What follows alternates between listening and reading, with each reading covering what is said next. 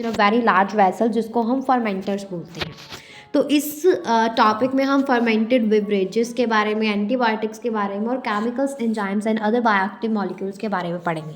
तो सबसे पहले फर्मेंटेड बेवरेजेस, तो ईस्ट और कुछ बैक्टीरिया जो है बहुत इंपॉर्टेंट रोल प्ले करते हैं फर्मेंटेशन में, जिसमें ब्रेक डाउन होता है कार्बोहाइड्रेट्स का इथेनॉल और कार्बन डाइऑक्साइड में। और इस प्रोसेस में ईस्ट जो है वो अल्कोहलिक फर्मेंटेशन के लिए यूज़ किया जाता है। ईस्ट की स्पीसीज जैसे कि सैक्रोमाइसिस सर्वेसी, सैक्रोमाइसिस एलिप्सोइडस, सैक्रोमाइसिस सेक, सैक्रोमाइसिस पीरिफॉर्मिस, ये यूज़ की जाती है। तो न्यूट्रिएंट मीडियम जो है barley malt for a beer, fermented juniper berries malt for gin, fermented rice for sake, cashew apple for fanny, potato for vodka, fermented corn or rye for whiskey, and fermented molasses for rum, and fermented fruit juices for wines and brandy.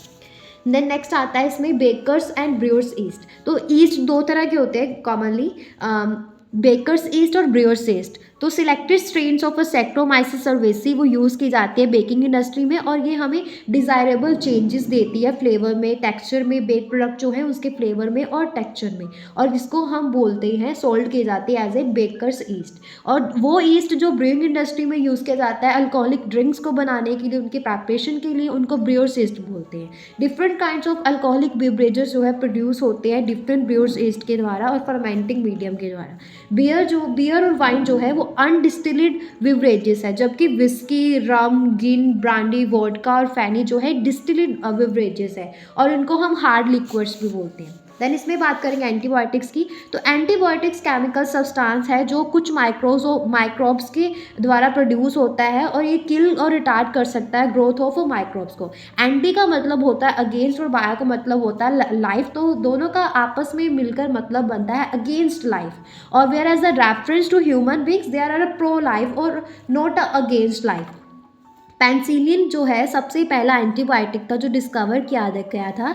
It was a chance discovery. Alexander Fleming जो काम कर रहे थे स्टेफ्लोकोकाई bacteria के ऊपर, तो उन्होंने देखा कि माउल्ट जो है ग्रो करता है जब मैं उसको एक बार अनवॉश्ड कल्चर प्लेट्स में around which staphylococci could not grow. He found out that it was due to chemical produced by the mould। ये इसलिए हो रहा है क्योंकि केमिकल प्रोड्यूस हो रहा है माउल्ट के द्वारा।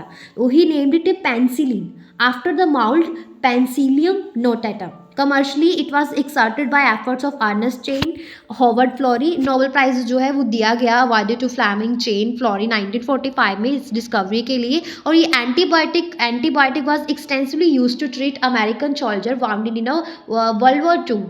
और पेंसिलिन के बाद और भी एंटीबायोटिक्स जो हैं वो प्यूरिफाई की गई माइक्रोब्स के ट्रीटमेंट से of number of infections disease के लिए। और एंटीबायोटिक जो है वो ग्रोथ को किल करती है, पैथोजेंस की, जो डेडली डिसीज़ के जो पैथोजेंस हैं उनकी ग्रोथ को क्या करती है, किल करती है। जैसे कि प्लेग्यू है, हुपिंग कॉफ है, काली खांसी जिसको बोलते हैं, लेप्रोस्पी है, कुष्ठ रोग जिसको बोलते हैं, डिप्थेरिया है, गलघोटू जिसको बोलते हैं। कुछ एंटीबायोटिक जो है वो सोर्स और एक्शन के लिए भी यूज़ की जाती है। क्लियर है सारा?